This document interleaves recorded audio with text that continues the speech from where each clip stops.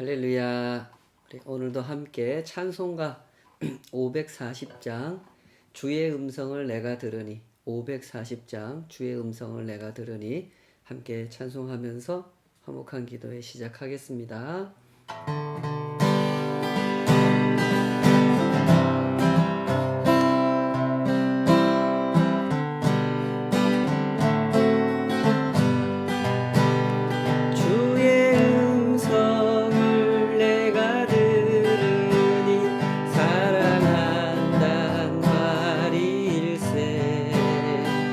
믿는 마음으로 주께 가오니 나를 영접하소서.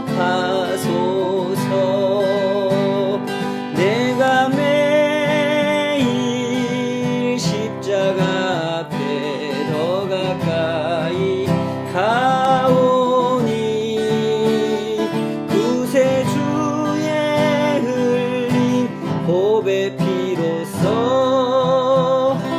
나를 정케 하소서. 주여 넓으신 은혜 베푸사 나를 받아주시고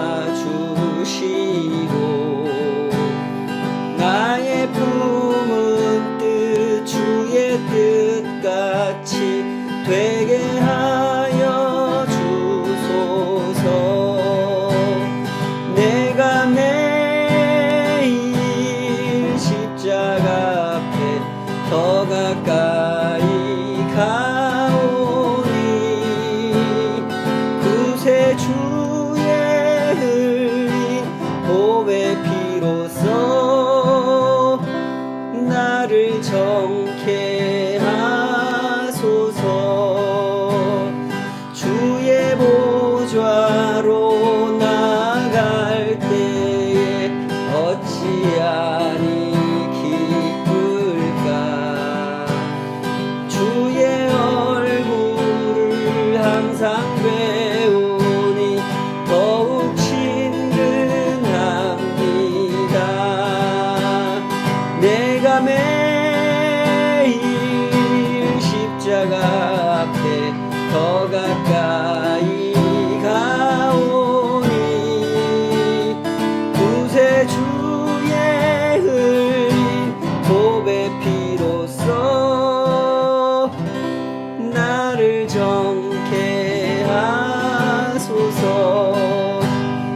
우리 구주의 넓은 사랑을 증량할 자 없으며 주가 주시는 참된 기쁨도 헤아릴 수 없도다.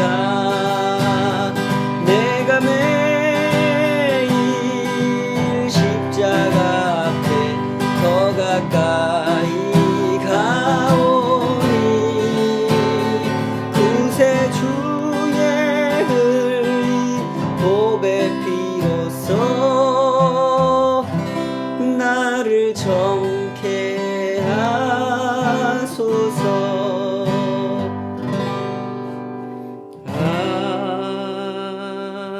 아멘.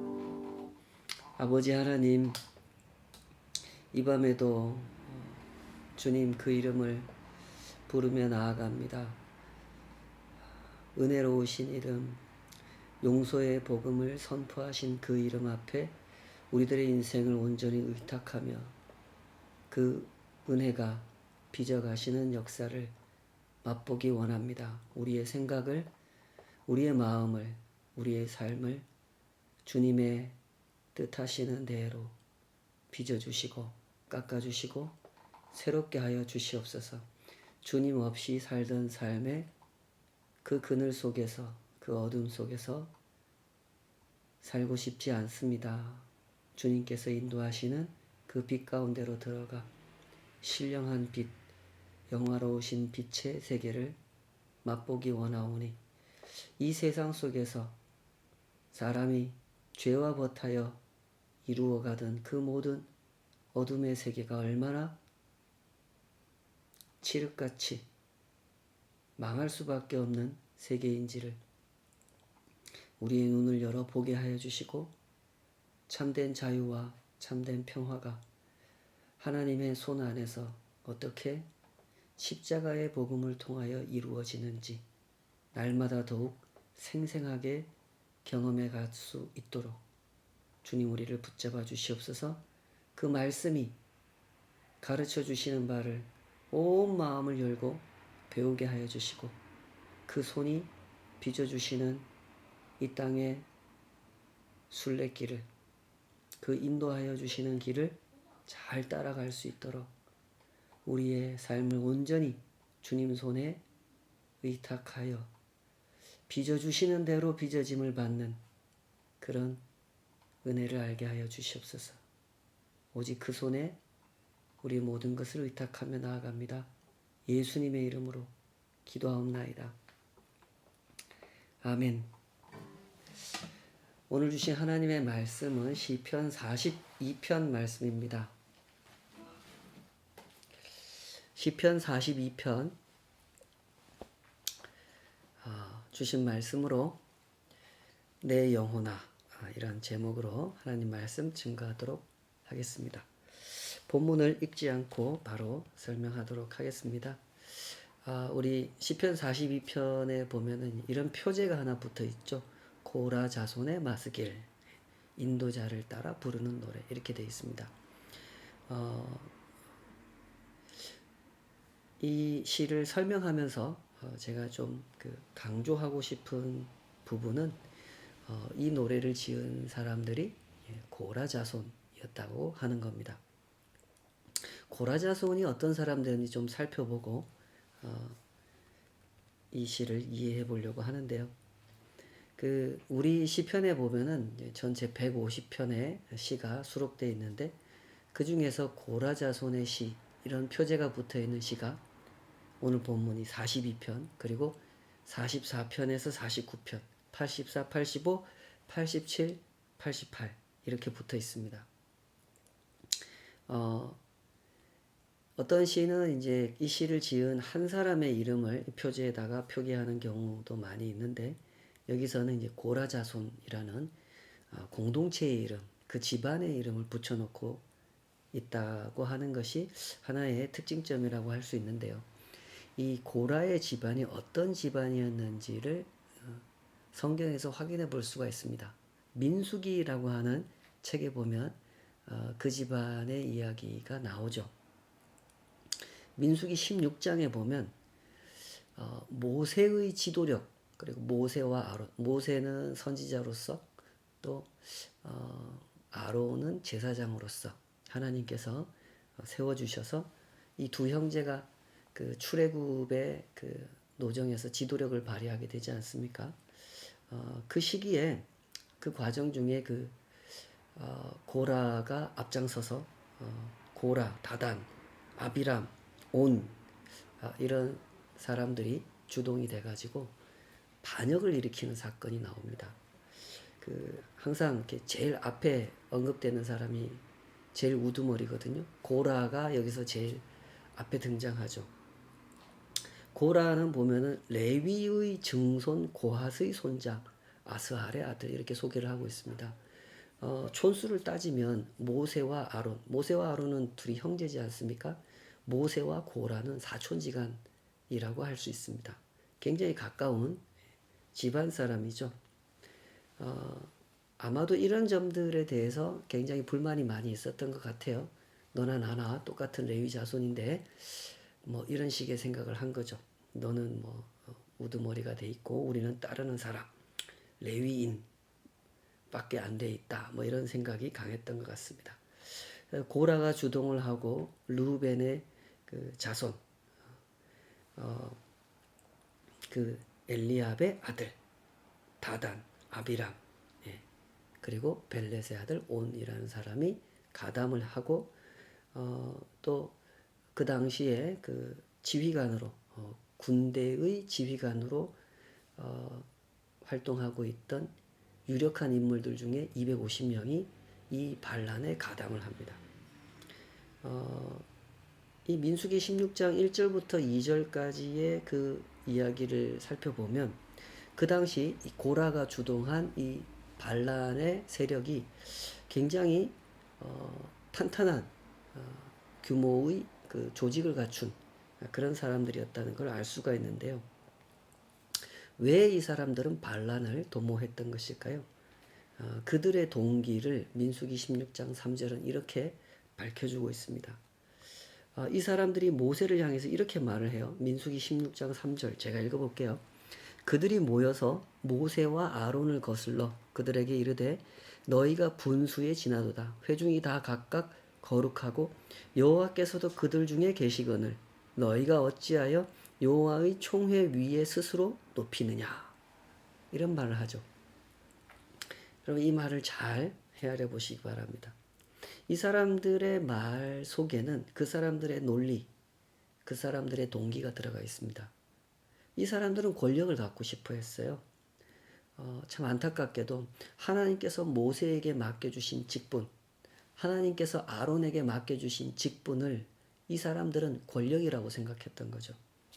그래서 이렇게 말하는 겁니다. 스스로 높이느냐, 니네가 뭐 대단한 사람이라고 스스로 높이느냐 이렇게 따진 거죠. 이 사람들이 이 직분과 권력을 구분하지 못한 이유가 어디에 있을까요? 우리가 한번 생각해 봐야 됩니다. 아마도 이 사람들은 그 모세와 아론이 하나님을 직접 대면하는 것, 그것을 굉장한 특권이라고 생각을 한 것으로 보입니다. 물론 특권은 특권이죠. 그러나 정치적 차원에서 어떤 권력적 차원에서 특권이라고 해석을 한 거죠. 왜 모세만 하나님을 독대할 수 있는가? 왜 아론만 제사장 역할을 할 수 있는가? 우리가 뭐가 부족해서 이렇게 생각을 한 거죠. 그러다 보니 이 사람들이 하나님께서 맡겨주신 직분을 권력이라고 이렇게 해석을 해버리게 된 거죠. 하나님 앞에 죄를 범하는 사람들의 문제는 항상 분별력 없음이라는 상황 속에서 발생한다는 점을 우리가 생각할 필요가 있습니다.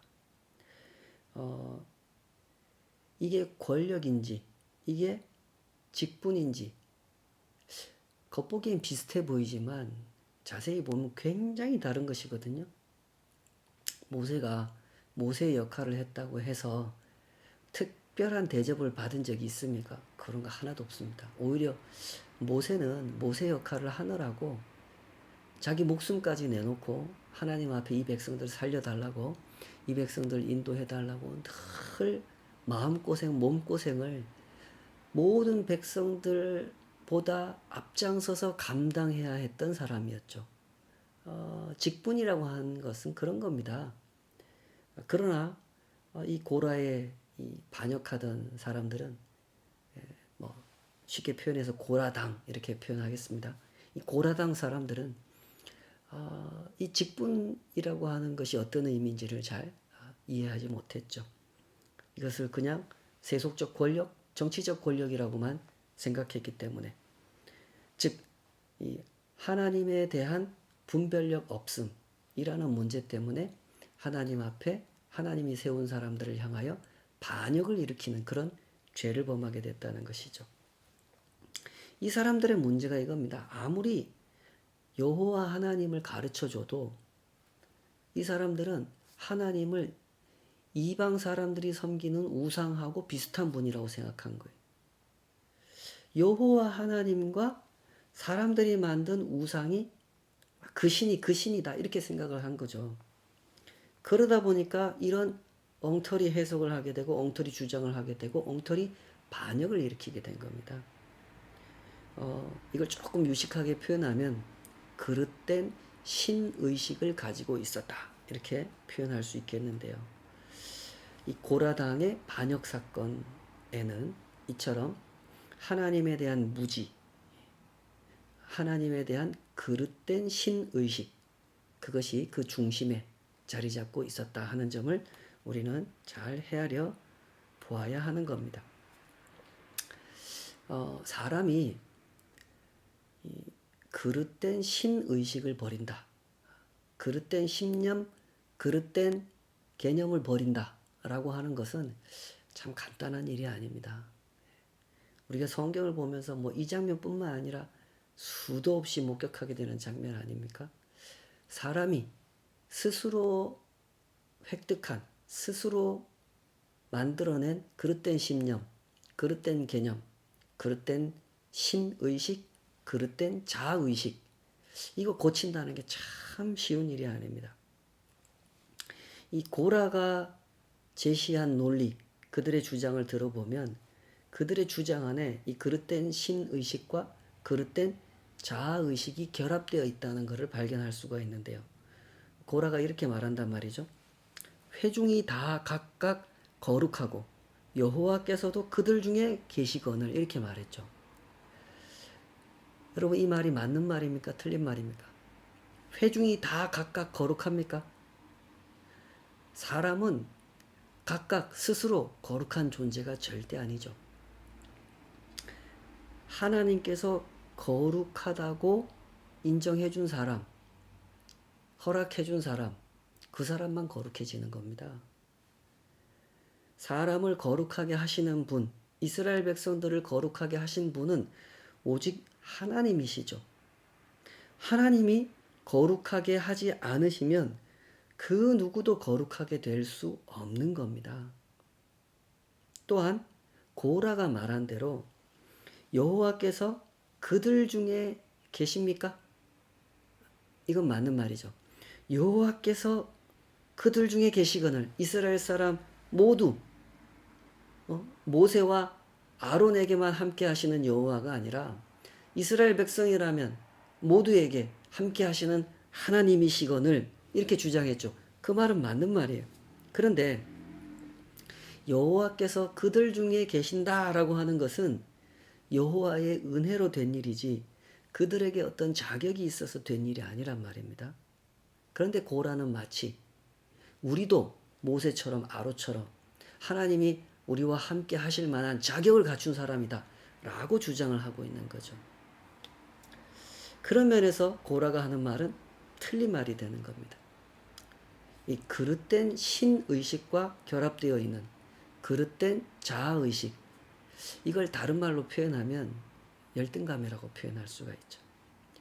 고라는 현재 자신의 삶, 자신의 위치, 자신이 하는 역할, 이것이 모세나 아론이 하는 역할에 비해서 아주 못하다, 불공평하다, 이런 생각을 가지고 있습니다.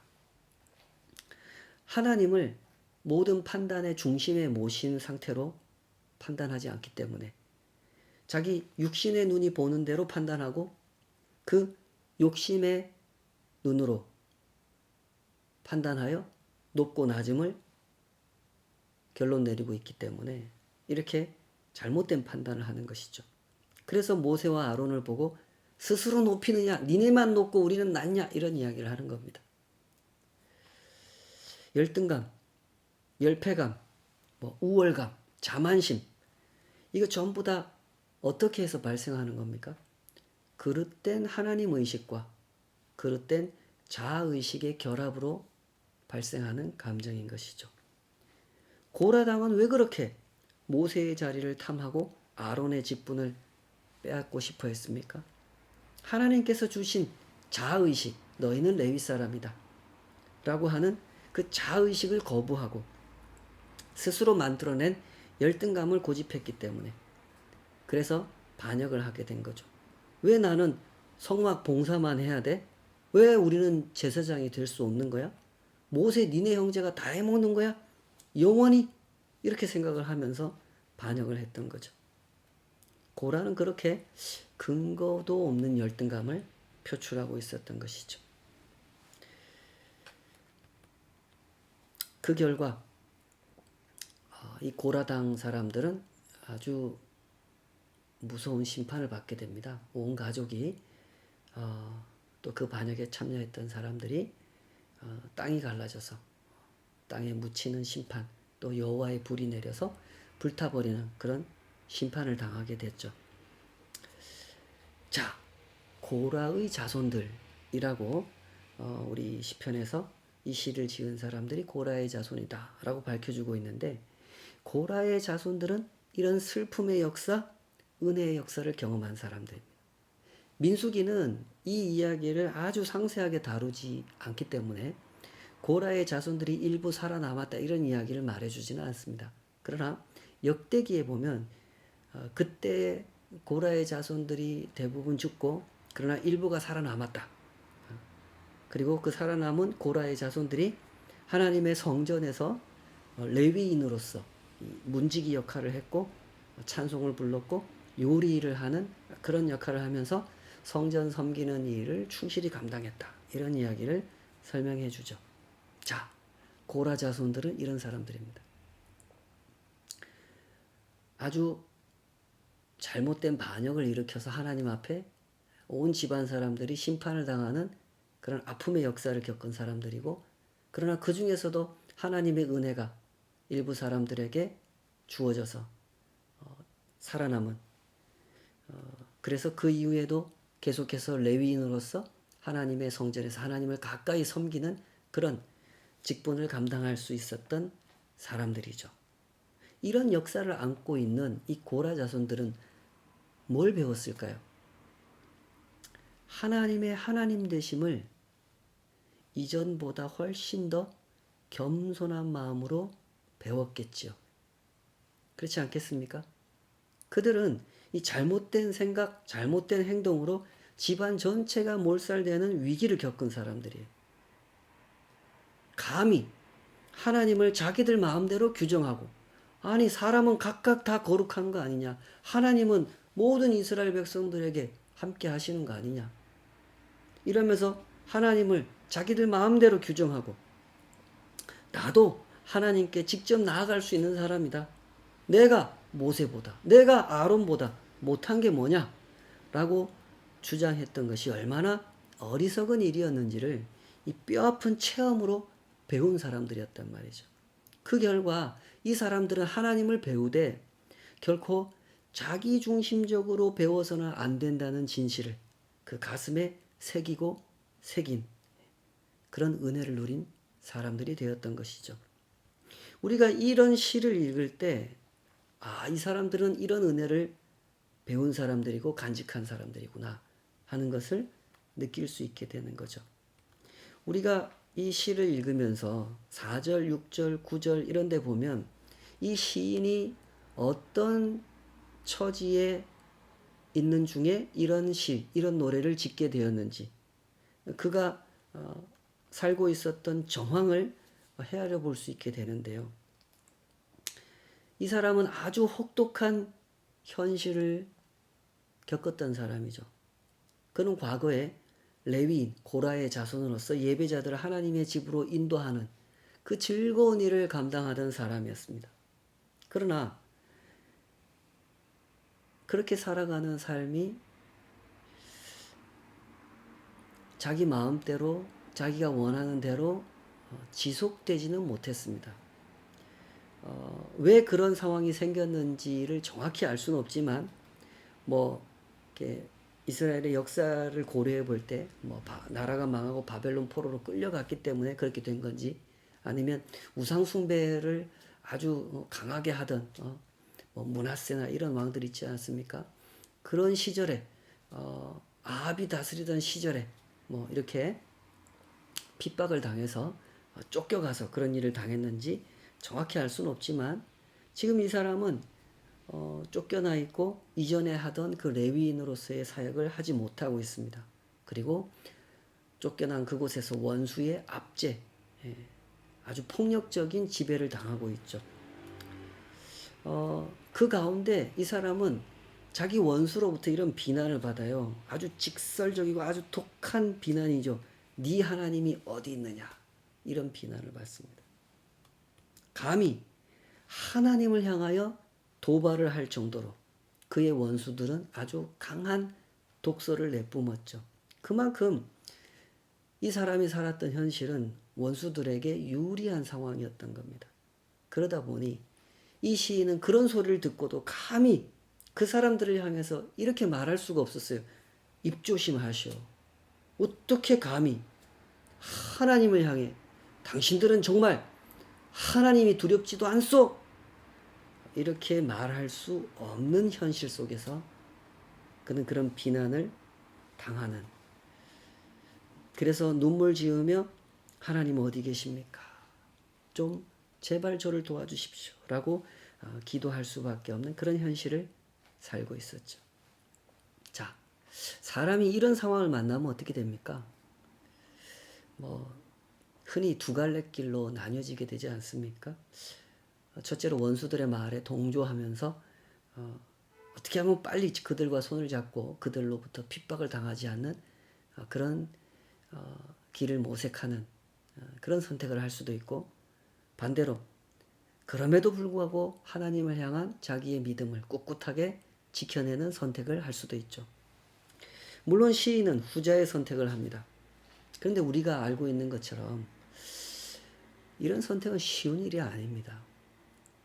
혹독한 핍박을 감수해야만 하는 선택이고 심지어 목숨까지 걸어야 되는 선택입니다. 그런데 어떻게 해서 이 시인은 하나님을 향한 자기의 마음을 지켜낼 수가 있었을까요? 우리 한번 이런 상상을 해보실까요? 우리가 이 땅에서의 삶을 마치고 천국에 가서 이 시인을 딱 만납니다. 그리고 대화를 하죠. 그리고 그때 그 시편 42편을 이야기하면서 이 사람한테 질문을 하는 거예요. 고라자손이여, 당신은 어떻게 그때 그런 상황에서도 하나님을 향한 믿음을 지켜내실 수가 있었습니까? 이렇게 물으면 그 사람이 우리에게 뭐라고 대답할 것 같습니까? 그는 틀림없이 이렇게 대답할 겁니다. 아니, 그걸 질문이라고 하십니까? 나에게는 그렇게 안 하는 것이 더 어려운 일이었습니다. 즉, 하나님을 배반하는 일이 내게는 더 어려운 일이었죠. 아마 이렇게 대답할 것 같습니다.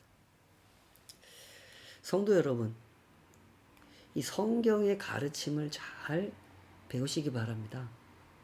하나님을 향한 신앙이라고 하는 것은 억지로 지어내는 게 아닙니다. 아주 자연스러운 거죠.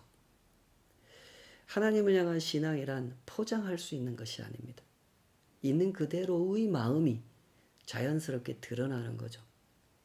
하나님을 향한 마음이란 포장할 수도 없고 감출 수도 없는 것이죠.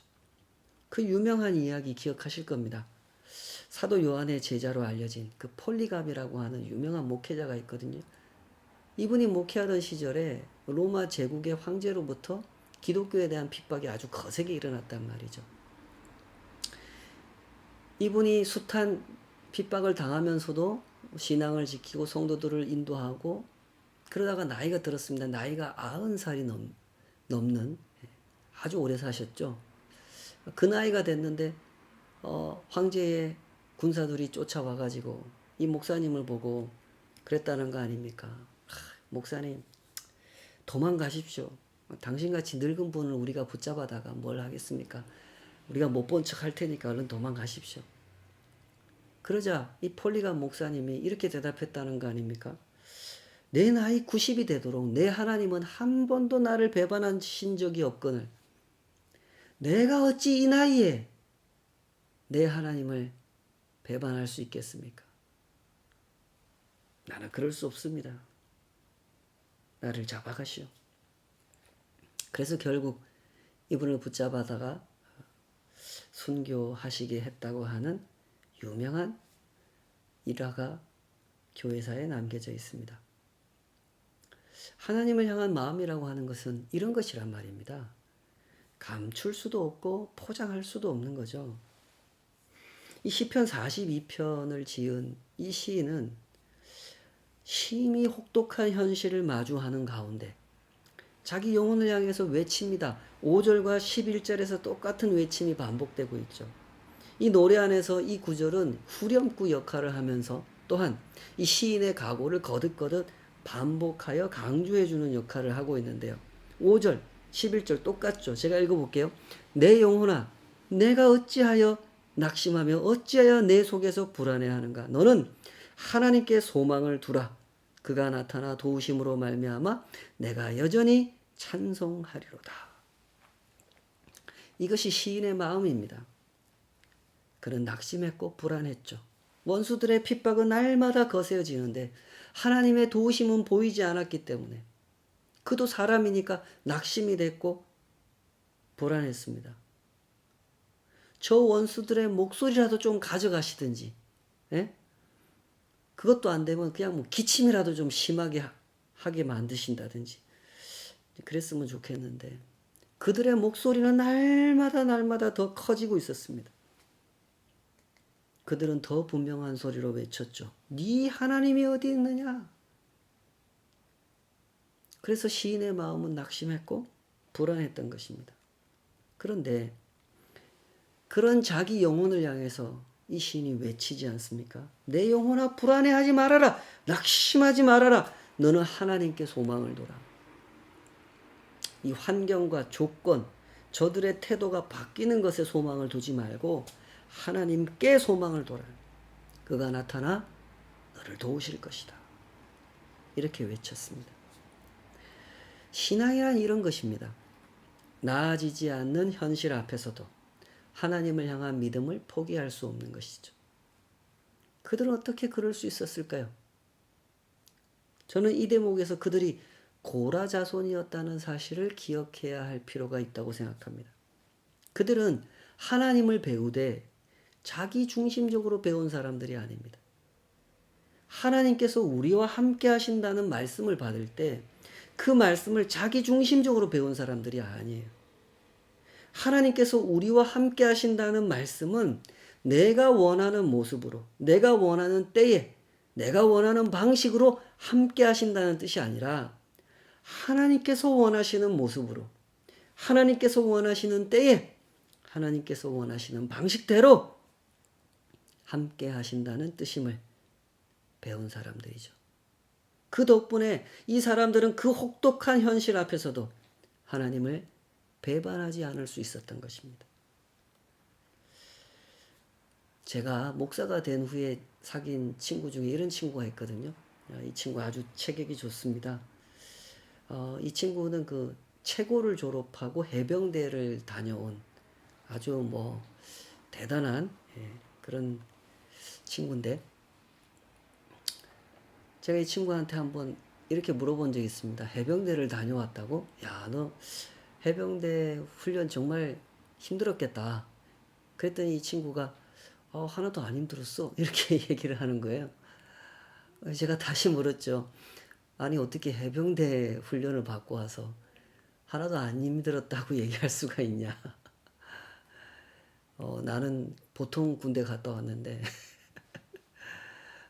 보통 군대도 정말 힘들던데 너는 어떻게 해병대를 갔다 오고 하나도 안 힘들었다고 할 수가 있냐. 그랬더니 그 친구가 이렇게 얘기하는 겁니다. 그거야 내가 체고를 나왔기 때문이야. 나 체고 다닐 때 해병대 그 훈련 받는 것보다 훨씬 더 센 훈련을 받았었거든. 이런 이야기를 해주는 소리를 제가 들은 적이 있습니다. 제가 해병대도 가보지 않고 체고도 가보지 않았기 때문에 그 훈련이 얼마나 센지 실제 체험으로 아는 사람은 아닙니다만 이 친구의 대답을 통해서 훈련이 이런 거구나 이런 걸 느껴보는 그런 기회가 있었습니다. 훈련의 가치라고 하는 것을 여러분 잘 이해하시기 바랍니다. 훈련을 많이 받아야 하나님을 믿게 되는 것은 아닐 겁니다. 하나님을 믿는 일은 훈련 없이도 가능한 일이죠. 믿음이라고 하는 것은 훈련으로 주어지는 것이기보다는 은혜로 주어지는 경험이니까요. 그러나 하나님을 믿는 사람에게는 분명히 거룩한 훈련이 필요합니다. 그래야만 더 진실한 믿음, 더 건강한 믿음을 소유할 수 있기 때문이죠. 훈련 없이도 진실한 믿음, 건강한 믿음을 소유하는 사람은 있을 수 없죠.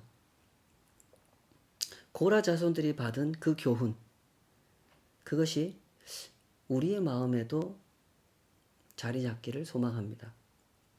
하나님께서 우리와 함께 하신다라고 하는 그 말씀을 굳게 붙잡고 살아가십시오. 그러나 행여라도 그 말씀을 나 편할 대로, 내 욕심대로 붙잡지는 마시기 바랍니다. 그것은 절대로 믿음일 수가 없습니다. 그것은 스스로 자기를 속이는 일이죠. 이 시를 지은 사람들, 그들의 삶이 어떻게 됐을까요?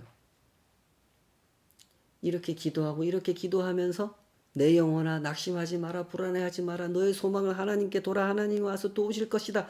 이렇게 노래하면서 이렇게 기도하면서 하루하루를 버텨낸 그 사람들의 삶은 그 이후에 보상을 받았을까요? 그들의 원수들은 하나님 앞에 심판을 받고 그들은 회복이 됐을까요? 물론 지금 우리의 시점에서 보면 고라 자손들도 죽었고 그 원수들도 죽었을 테니까 그들은 전부 다 하나님 앞에 가서 칭찬을 받거나 심판을 받거나 했을 겁니다. 틀림없이 이 고라의 자손들은 하나님 앞에 칭찬을 받았겠죠. 그러나 이 땅에 사는 동안에는 결코 짧지 않은 상당히 오랫동안 지속된 그 고생을 겪어야만 했을 것이죠. 그러면 어떻게 평가할 수 있습니까? 그들은 과연 헛고생을 한 것일까요? 절대로 그렇게 평가할 수 없죠. 우리는 성경에 수록되어 있는 이 고라 자손의 노래를 보고 있습니다.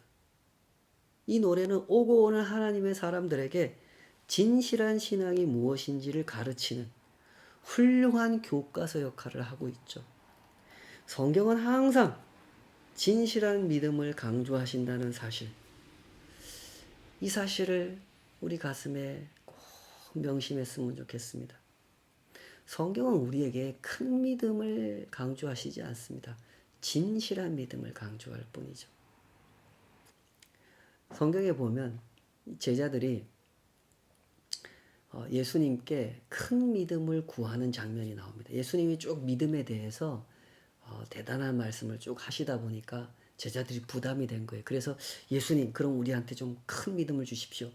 이렇게 요청을 합니다. 그 얘기를 듣고 예수님께서 이렇게 대답을 하세요. 누가복음 17장 6절. 너희에게 겨자씨 한 알만한 믿음이 있었더라면 이 뽕나무더러 뿌리가 뽑혀 바다에 심기어라 하였을 것이요. 그것이 너희에게 순종하였으리라. 이게 무슨 말씀인지 알겠죠? 이 말씀은 이적을 약속하시는 말씀이 아니에요. 믿음의 진정성을 강조하시는 말씀이죠. 너희들 나한테 큰 믿음을 달라고, 믿음을 더해달라고 요청했냐? 너희들한테 필요한 건 더 큰 믿음이 아니다. 너희들에게 필요한 건 진실한 믿음이다. 겨자씨만한 믿음 한 알만 있어도 된다. 이렇게 강조하신 거죠. 믿음이 무엇인지 모르는 사람들의 관심은 언제나 크기에 집중되는 것 같습니다. 그러나 믿음이 무엇인지 아는 사람들, 믿음은 꾸밀 수도 없고 포장할 수도 없는 것임을 아는 사람들에게는 언제나 분명한 그 관심사, 분명히 집중하는 그것이 있습니다. 그것은 진실성이죠. 참된 믿음의 사람들이 구하는 것은 내가 큰 믿음 가지고 큰 일을 하겠다 이런 데 관심 없습니다. 겨자씨만한 믿음일지라도 주님 저에게 진실한 믿음이 있기를 원합니다. 이걸 구하죠. 부디 이런 노래를 함께 부르시기 바랍니다. 하나님의 하나님 되심을 배우되 하나님 중심으로 배우시고 하나님이 나와 함께 하심을 경험하되 하나님 중심으로 경험하는 그런 은혜를 매일매일 누리게 되시기를 주님의 이름으로 축복합니다. 기도하시겠습니다. 아버지 하나님, 늘 두렵고 떨리는 마음으로 주님의 이름을 부를 수밖에 없습니다. 저희들이 얼마나 진실하지 못한 삶을 살아왔고 수없이 많은 신앙 고백을 하지만 그저 입술에만 머물 뿐 삶 속에서 증거로 나타나지 않는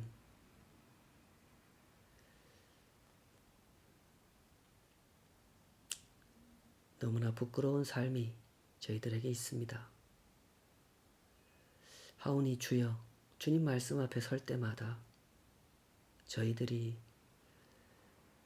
귀를 열고 마음 문을 활짝 열고 주님 앞에 겸손히 엎드릴 수 있게 하여 주시옵소서. 함부로 하나님을 알아보겠노라고 덤벼들지 말게 하시고 겸손히 엎드려 주님의 음성을 청종케 하여 주시옵소서. 사람이 하나님을 아는 경험이라고 하는 것이 얼마나 엄청난 경험인지 사람의 마음으로 결코 감당할 수 없는 크고도 큰 일인지 그것을 진실하게 인정할 수 있도록 저희들의 마음을 인도하여 주시옵소서.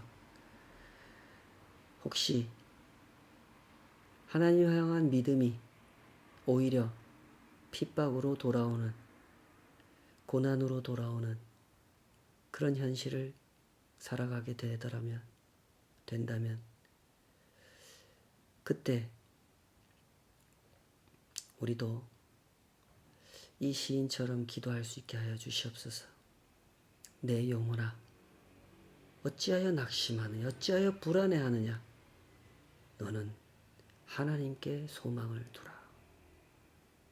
이것이 우리의 노래가 되게 하시고 우리의 기도가 되게 하여 주시옵소서. 주님 앞에 오직 진실한 믿음으로 서게 되기를 갈망하는 모든 주의 백성들 삶 위에 날마다 은혜의 은혜를 더하여 주시는 주님의 그 선하심을 찬양하오며 예수님의 이름으로 기도하옵나이다. 아멘.